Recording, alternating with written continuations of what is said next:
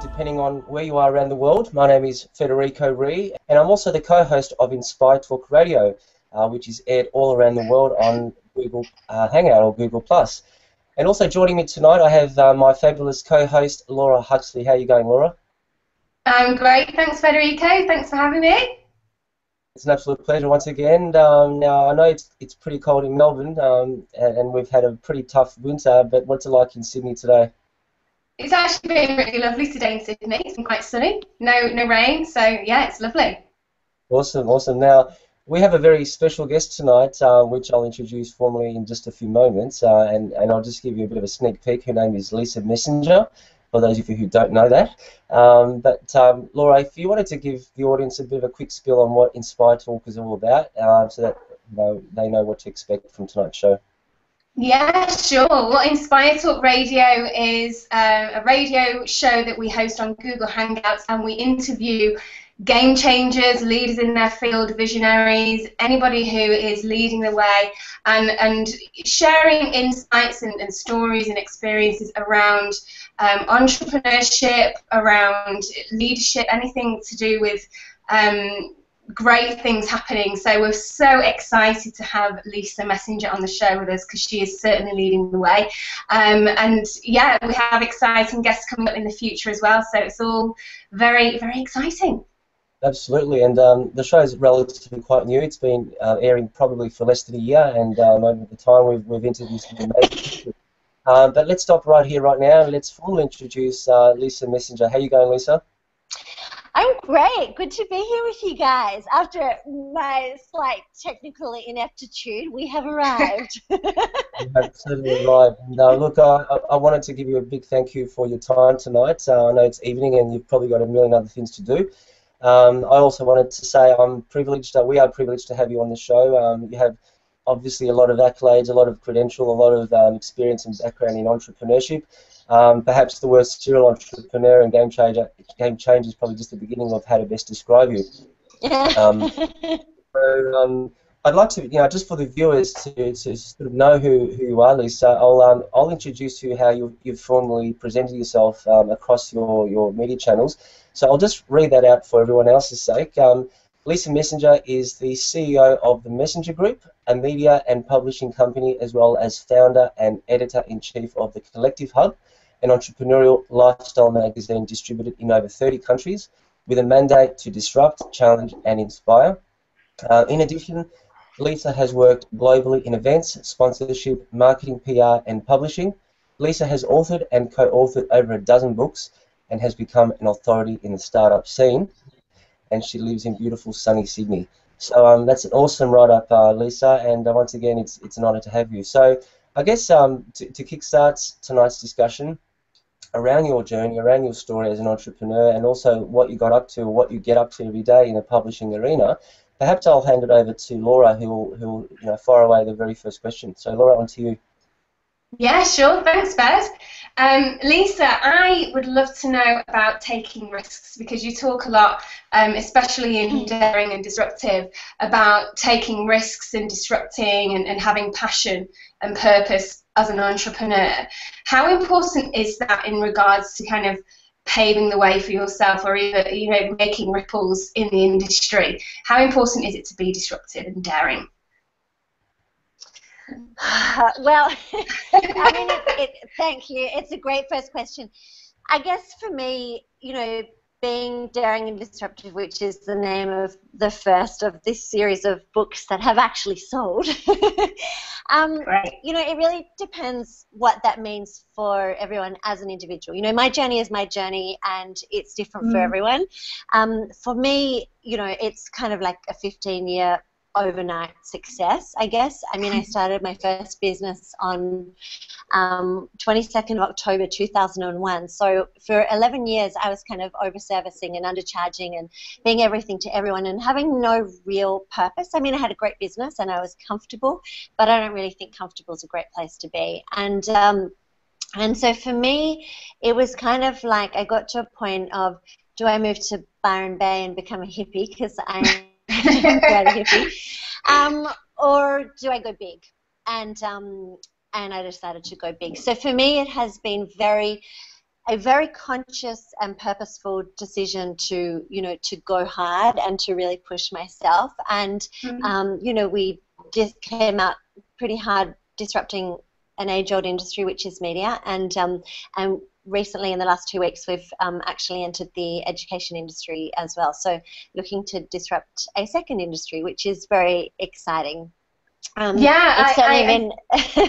was going to say, I saw some information posted on that, and I'd love to hear a little bit more and share it with our viewers as well, about moving into the education sector. We'd love to hear about that.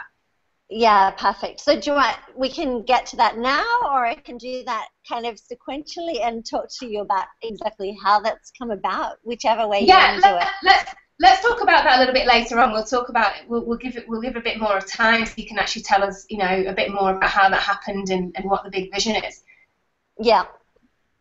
Awesome. So thank you. Thanks for sharing that with us. The other question I'd really love to ask you is, because I am in the public speaking arena, and I watched one of your videos today where you were talking about how it has been something that you've overcome, and you used to hate public speaking. I'd love to hear from you what's been the benefit of that for you in regards to overcoming the fear, or mastering that skill. What has that meant for you in regards to leading the way?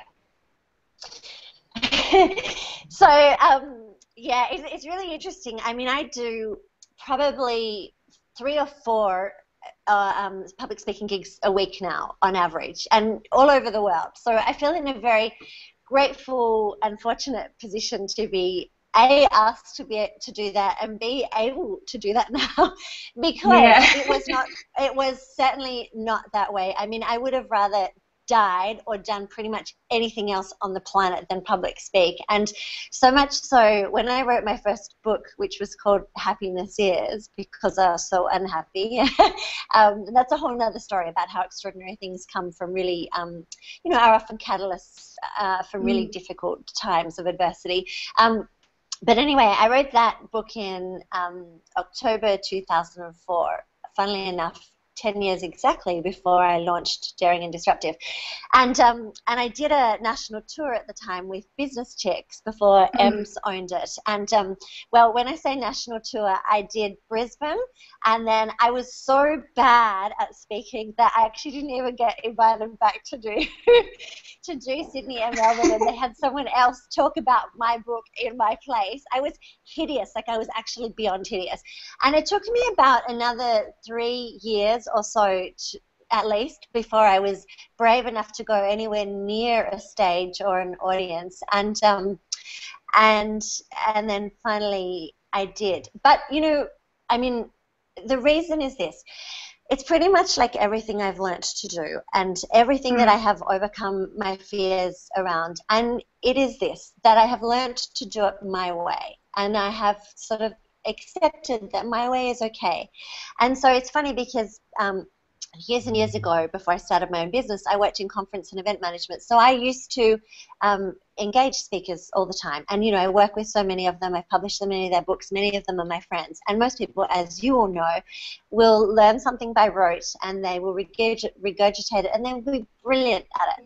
And I am completely strange and counterintuitive, given my fear, in that for an hour keynote, I never have a single note at all. I meditate for at least 15 minutes before to hardcore deep house.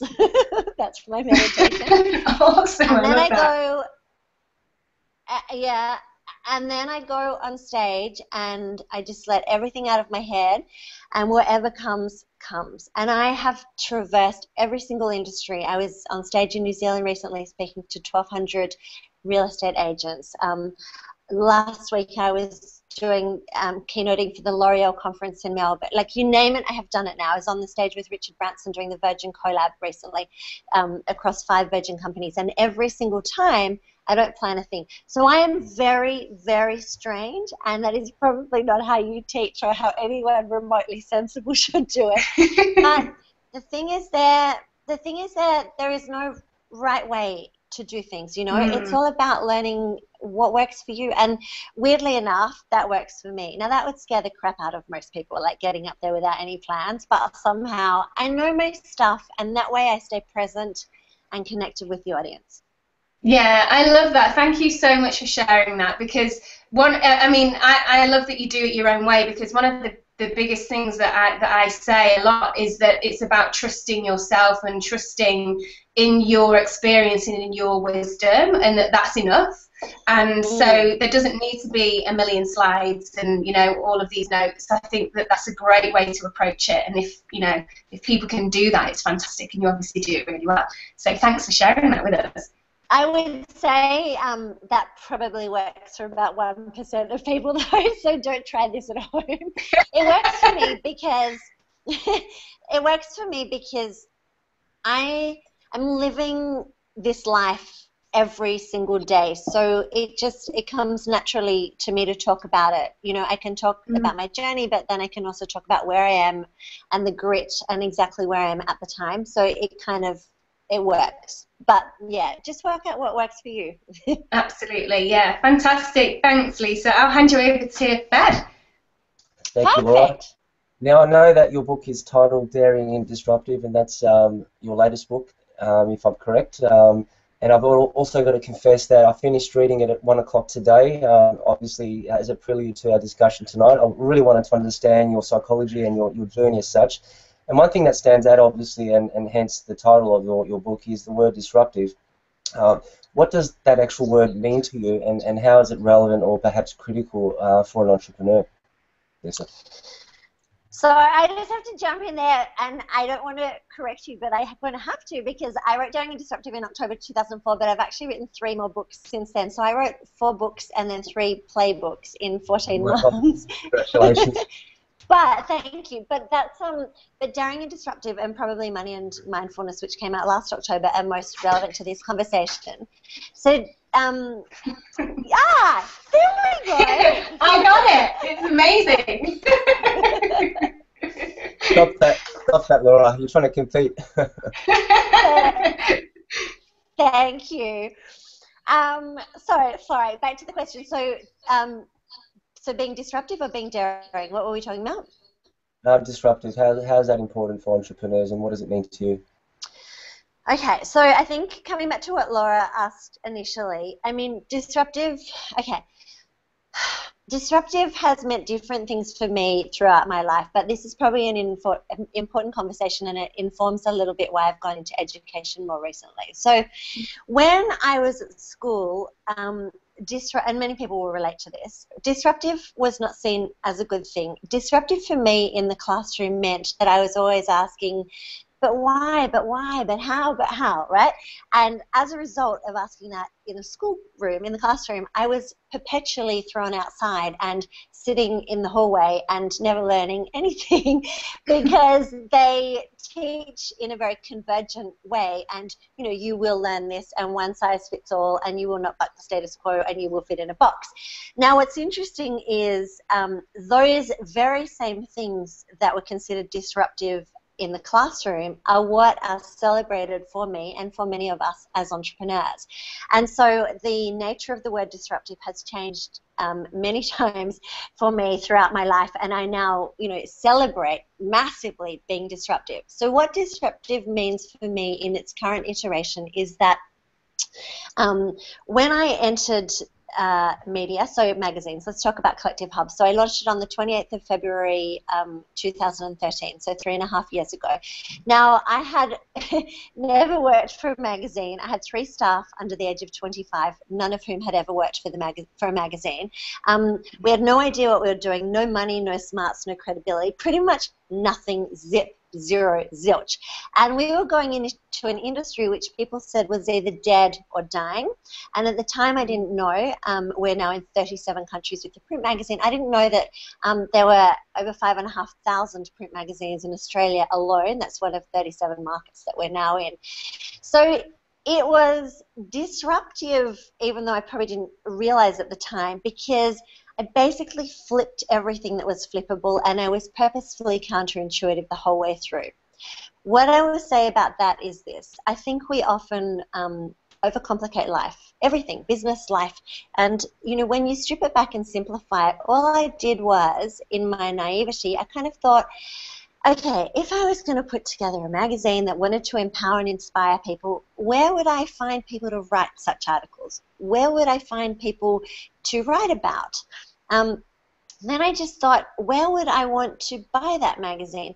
And so whilst all the other, you know, many of the 5,500 print magazines were doing it the way that it had always been done, I was just doing the next logical step that was in front of me. And, you know, having no money is a beautiful thing. And even though my ass has been on fire literally for 4 years now, you know, every day wondering, are we going to go under?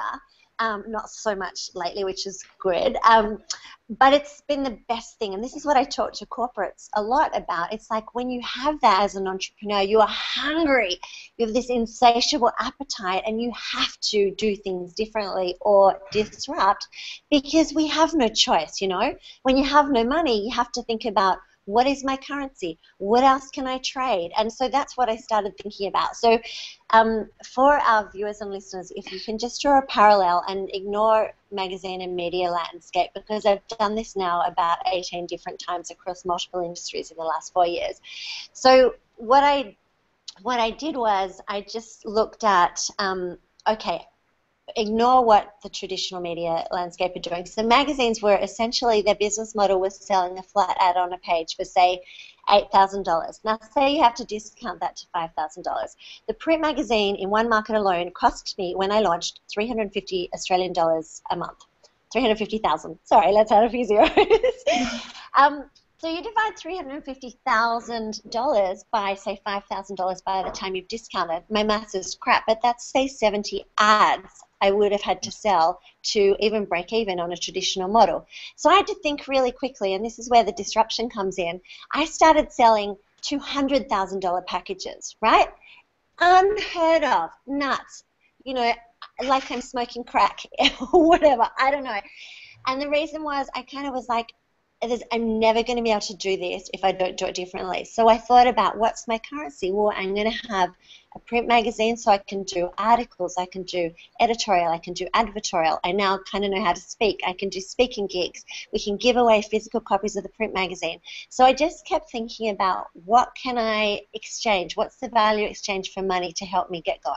And that's how I started doing deals, and that's how I've done deals ever since. And now we actually have 3 full-time people in my team who purely work on non-monetary exchanges, and it becomes really exciting, because when you remove cash as the only currency, it sort of becomes, okay, I like your vision and your values and your belief system. How else can we trade? How else can we do business?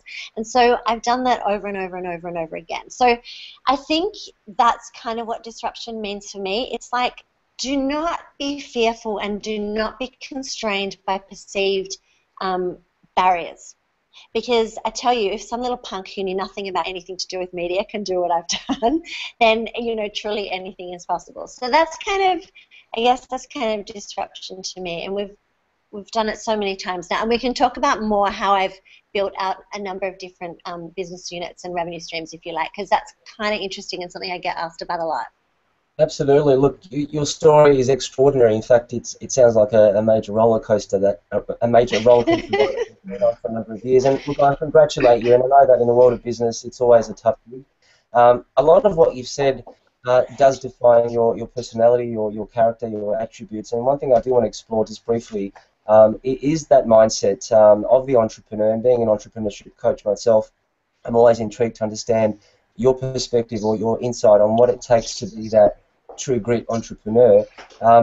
One thing is self-belief, and you've raised that point a number of times in the book. How is self-belief such an important thing, and how does that kind of translate to your people when being a leader? Great question. I think, you know, having an unwavering, insatiable self-belief is an absolute imperative to being an entrepreneur, because, you know, as we all know, and I'm sure many people who are listening can attest to, we get knocked down and doors slammed in our face, like literally hundreds of times a day. You know, when you've really got your hustle on, it's it's constant. And so, and also, you know, people, I literally, before I got one person to say yes to, you know, I mean, I still own Collective Hub 100%, but the money I got was sort of the sponsorship and partnerships and advertising. And has remained so through the entire journey. But, you know, I probably had at least 80 face-to-face meetings before one person said yes. Everyone else was like, I don't know who you are. You have no credibility. Print magazine, get serious. It's dead, you know. And so I heard that over and over and over again. But there was this little thing inside me that was like, no. This is important, you know. I know this is going to work. So what I would say is, for me, it's just been, for a little while, it's looking for those small pieces of external validation. You know, some people just saying to you, you know, it's just that glimmer of hope. Yes, it's going to work. Yes, it's going to work, or whatever. And then, you know, riding with that. And for a while, when you start, you know, those pieces of external validation are important. But as we plow on and our own internal self-belief becomes, you know, stronger and stronger, then the external validation becomes less and less important. And our own internal validation and our own internal voice is what really, you know, speaks to me. But oh my God, you know, the things that I have had to overcome, like, the thing is, people go, oh my God, your life's amazing now. And I'm like, it's freaking amazing. Like, I used to have one, you know, amazing aha moment maybe once every 6 months or once a year pre-Collective Hub. Now I have at least one every single hour of every single day. But the converse of that is I also have 100 really shitty, tough things come at me every single day. But, you know, that's where the self-belief kicks in. And you're just like, the question I ask myself every day when I get up is, why? What's my purpose? Why am I doing this? Because when I tap into that and when I ground myself in that, anything is possible. Like, anything truly is possible. As soon as I deviate from that or lose sight of that, you know, it I don't know, it slips away, and other things that aren't important can cloud your vision. So just keep asking yourself, what is your why? What is your purpose? And for me, the delivery mechanism is largely irrelevant, which is why I've been able to morph, pivot, iterate, change throughout. Yes, we can talk more about that as well, but just self-belief. I love it, Lisa. And look, I don't want to steal the show, and I've got one quick question before I hand it back to Laura. You also talk about gut feeling when making decisions, and you mentioned 95% of decision making is gut feeling. I'm interested to know what the other 5%. I don't know. Ask my CFO. So what you're saying essentially is the core success behind decisionship is really about using your gut feeling, which I can relate to as an entrepreneur. And is that something you can teach people, or is it something that just comes inherently? Okay, so I might talk to that for a minute, because that's actually a really important point, because I think after nearly 15 years of having my own business, my gut and my intuition is so finely tuned and honed almost to be 100% correct. In fact, I'm going to say it is 100% correct, because I know if my gut and intuition says something and then I go against it, every single time, I'm like, that just fell over. I should have listened to myself. Now, that is something that I think is innately within us, but also I think it's absolutely able to, 100% able to be learned, because the reality is that my gut and intuition, only through, you know, a great series of failures and some successes and a whole lot of experience, it's gotten sharper and sharper and sharper and sharper and sharper over the years, if that makes sense. So it almost is just this totally inbuilt, ingrained mechanism that is just like a default now, because there's probably little that I haven't experienced at this point in business, and so it makes it very, very easy for me to just make a decision on a dime. Having said that, the decisions I make now are, you know, they're big. We are doing deals all over the world across multiple industries and multiple, you know, multiple different things continuously, but still I'm able to make decisions very quickly. Again, it comes back to the thing that I've always asked is, but why, but why, but why, but why? And I think this is a really important point, because it's like we're doing a major office renovation at the moment. I know nothing about commercial renovations at all, but what I do know is how to ask the right questions. So like literally what will happen is the builder will top level say, oh, it'll be 6 weeks, and I just say, show me a timeline, show me this, show me this, show me this, and then very quickly when I have the information, I'm able to ask, reverse engineer it and go, but why, but why, but why? Suddenly it's back to 2 weeks. It's about gut and intuition and having the right materials and asking the right questions, I think. Some great gems there, Lisa. I'm sure the viewers are taking a lot of notes, and so am I. I should slow down my speaking. I'm like, blah. This session, people can listen to it a million times. Anyway, Laura, I'm sure you've got a number of questions to ask before we sort of head towards the end of the show.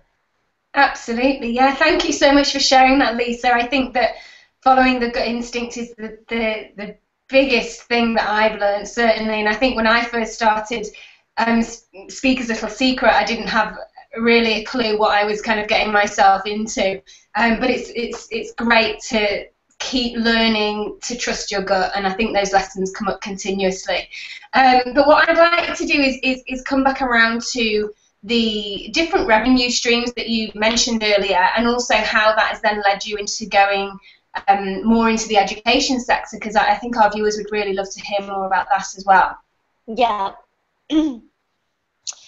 Okay, so this is probably one of the most important things that I can say. Have you got me there? Yeah. Yeah. So I think people get so often really caught up on a specific, so I'm sitting on a chair and I have a table in front of me, right? So let's talk about the chair. I think people get really caught up on, I'm going to develop a chair, and they write like a 300-page laborious business plan about how I'm going to develop a chair, and it's all about the chair. I'm getting to a point that's going to make sense. But my point around that is, if they actually thought about, well, what's my vision and my why? Oh, I want to create the most comfortable, extraordinary experience, or whatever it is, right? And then it becomes less about the chair, and you're able to morph and pivot, change, iterate, be where people want you, at a time they want you, on a platform they want you. So what happened early on with me was when people said to me, oh, you're launching a print magazine, I was like, no, I'm not. That was just the first piece that I launched. My why is, for Collective Hub and for Lisa Messenger, will remain the same until the day I die. Unwavering, immovable. So for me, it's to be an entrepreneur for entrepreneurs, living my life out loud, showing that anything's possible. For Collective Hub, it is about creating extraordinary content to empower people to be the best version of themselves. Now, the delivery mechanism, so what my point is here is about getting clear on your why, then the delivery mechanism is irrelevant. So I launched a print magazine, and what I do is I'm kind of the brand architect. So from issue 1 to 8, and we just issue 36 landed today, issue 1 to 8, I learned everything there was to learn about a print magazine, from content, production, marketing, distribution, every aspect of the business, every single aspect. And then I put a team in place, and I systemized it.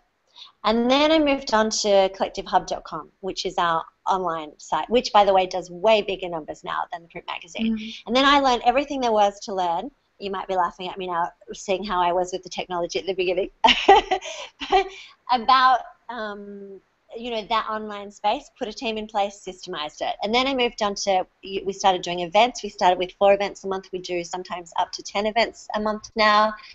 Put a team in place, systemized it, and just kept moving.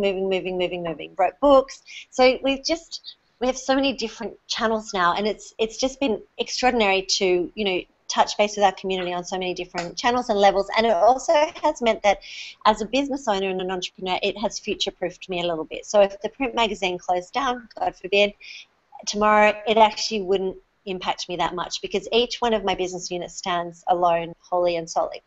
Now, what's interesting about the education is we have this humongous community now across our social platforms alone. We have over 900,000 in our community now, and we've been doing the empowerment piece really well, kind of showing people this is what you can do, these are the industries you can enter, these are all the extraordinary different things out there available, and people have been getting really hyped up about that, but then they've been kind of like, okay, we don't have the the technical ability or the know-how or the you know, the actual pieces in place to make it all happen and bring it to life. And so I wanted to create, and also I know that I have had very serious meetings with 7 different education partners over the last 3.5 years, because people were swimming around us, kind of wanting to partner with us, realizing, you know, how much we were back-ending my business into theirs.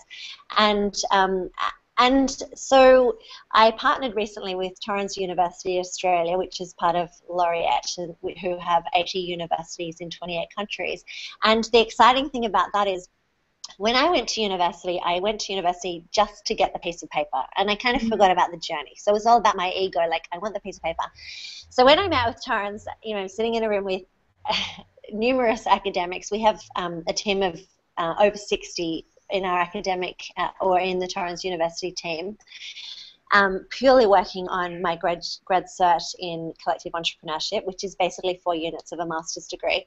And for an entrepreneur to sit in the room and say, I'm not going to learn like that. I don't want to write an essay. I want to gamify it. I want to simulate real life entrepreneurship. We've been working on it for 10 months to pull it together, and I think it is world class, and we've created something that's, I think, unlike anything that exists on the planet to date. So I'm really proud of that, and our first intake is in September. So it just feels like it's bookending, you know, a whole lot of other stuff, and yes, it's really exciting.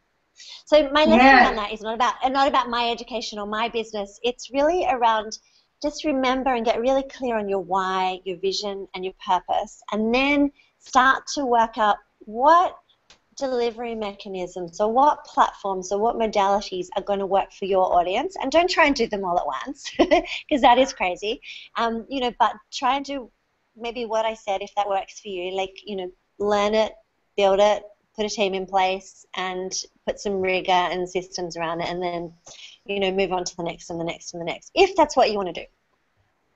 Yeah, that's such good advice. Thank you, Lisa. And I think the education sector and your program that you're delivering sounds like a much needed product. I mean, for myself, certainly, you definitely need some help in regards to getting these things set up and knowing where you're going. And yeah, it sounds fantastic. So we'd love to share some more information about that as well with our viewers after the show. We can point them in. Yeah, that would be amazing. Absolutely. Perfect. Fantastic. Thank you. All right, well, I'll hand you back over to Fed to do a little wrap up, and we may have a couple of questions if we've got time, but I'll just pass you over to Fed. Thanks, Lisa. Thanks, Laura. Thanks, Laura, and thanks, Lisa, again for your amazing detail to your experiences there. I have one last question myself, actually, to ask you, and it relates to strategic partnerships. And you once mentioned in your book that you had a trip to Rome, and that's where you came across Martha Stewart. I asked this question for 2 reasons. One, because I was born in Rome, so I'm pretty fond of my own country, but also being part of a stationery company in the past. I was actually an owner of a designer stationery craft business. I came across the word Martha Stewart many times. Anyway, putting that aside, I guess I wanted to understand your intake on why are strategic partnerships so important, and how do you sort of create a strategic partnership in relative short time? Okay. How do I? So, God, you know what? I've been doing this forever. Like, even before I launched my first business in 2001, I worked in sponsorship for a while, and it was funny because I used to. And I talk about this in the book and various other things. And I used to do sponsorship for Cirque du Soleil and the Wiggles and all sorts of people in the arts and entertainment industry. And the company I worked for were all about cash. And I was always saying to them, no, but surely there's other ways to do partnerships. And they used to kind of laugh at me. And since then we've chatted, and they're like, okay, you're kind of onto something.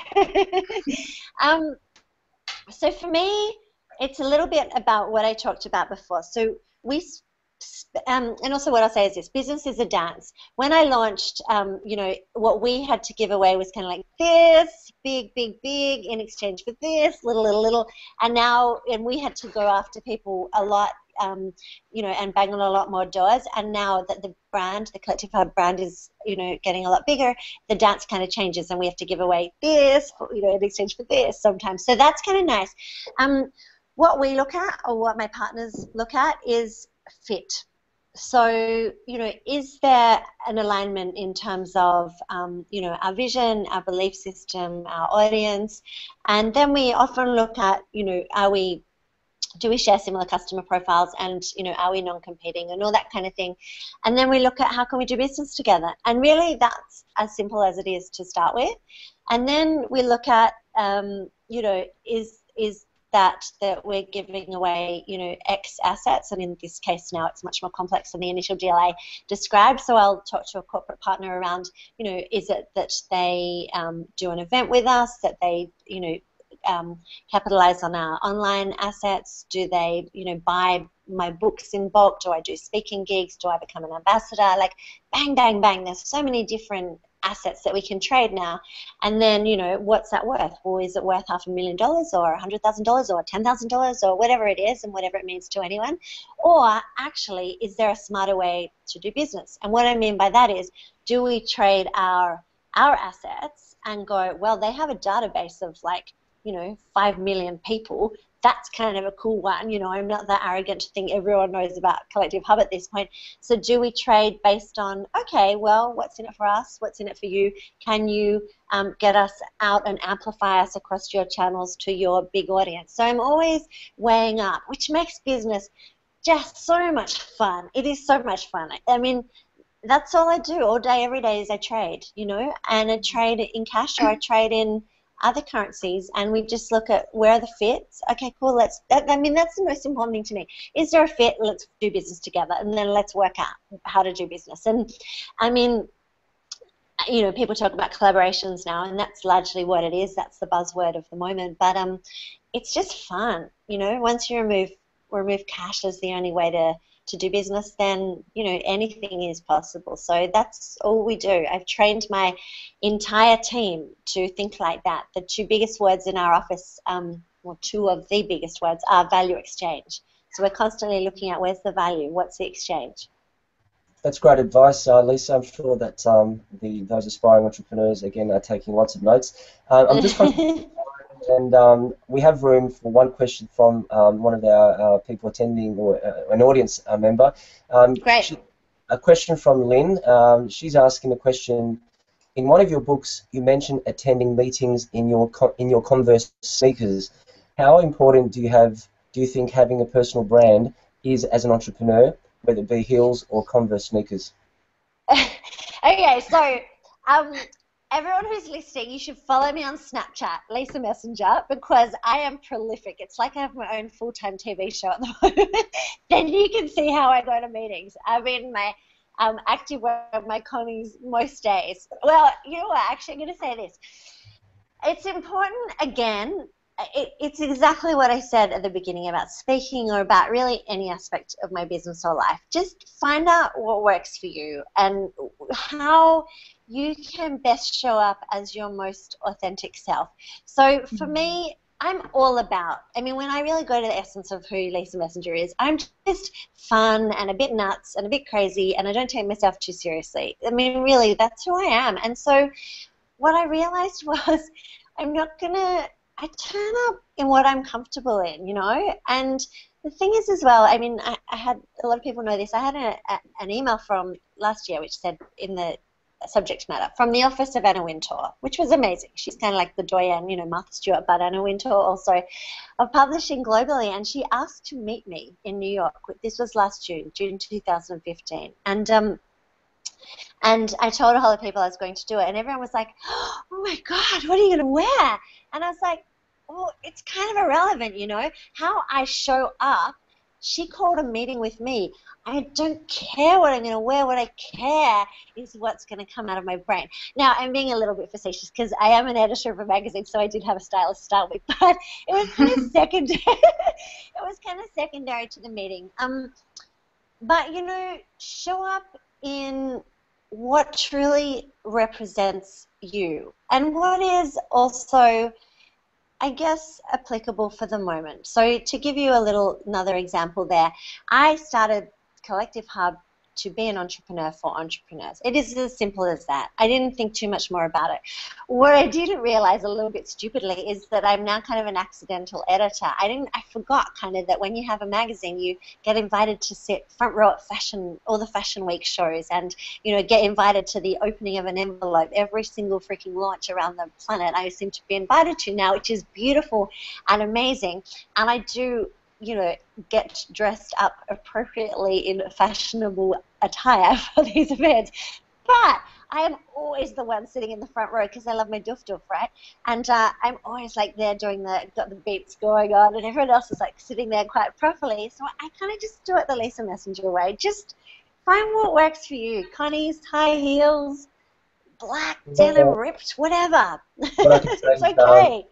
My philosophy is being on a Google Hangout, you can pretty much wear whatever you like because no one's going to see what you're wearing down below. So I might be wearing. Oh, I should show you. I have my Asperger's on. Love it. Stay warm. This is the show, Lisa, so we'll probably stop there. Now, I'll probably hand it back to Laura, who will do a bit of a wrap-up. Mention our next show, which is in August. So, Laura, if you have that information in front of you, it would be great for the listeners to know our next show coming up. Now, if you don't, yeah, sure. So thank you so much, Lisa. I've taken so many notes and little golden nuggets that you shared, as you always do. I think the biggest thing that's come out of what you said is be yourself and trust in what you have to offer, and go out there and do it your way and keep going. Don't give up. You know, as an entrepreneur, you've got to keep finding the way, and I love what you do. I think it's wonderful. So keep doing it, and we'll be really excited to follow your success as it keeps on growing. Thank you. Absolutely, and I will hand back over to you, Fred, for the guest speaker for August, so you can share that with our audience. And thank you once again, Lisa. So grateful to have you on our show, and we'll stay in touch. Thanks, guys. Thanks so much. So just hang in there, Lisa, just for a moment. Okay, so our next speaker is Joe Cross on the 2nd of August. So we've got another top speaker coming up very soon. But on a personal note, I'd like to equally thank you so much, Lisa, for your energy, I guess. What I've certainly taken note from your personality is the stamina that you have, and that belief in yourself and that perseverance, and something that I'll definitely try to exploit myself more as an entrepreneur. So once again, thanks for your time, and what we'll do now is